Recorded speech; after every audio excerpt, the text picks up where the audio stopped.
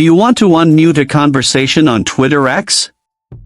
You can turn notifications back on for a muted chat on X with just a few simple steps. Before we begin, please like this video and subscribe to our channel. I've also included some helpful tools and apps in the description, so be sure to check them out. To unmute a conversation on your X account.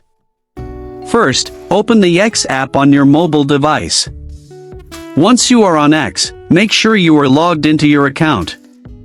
Then tap on the messages icon at the bottom of the screen. This will open your direct messages section. Now, open the conversation that you previously muted. Once the chat is open, tap on the profile picture or name at the top of the screen. This will open the conversation details page. Look for the three dots menu icon and tap on it. A pop-up will appear with different options. If the conversation is muted, you will see Unmute Conversation option. Tap on it to turn it off and unmute the conversation. Notifications for new messages in that chat will now be restored.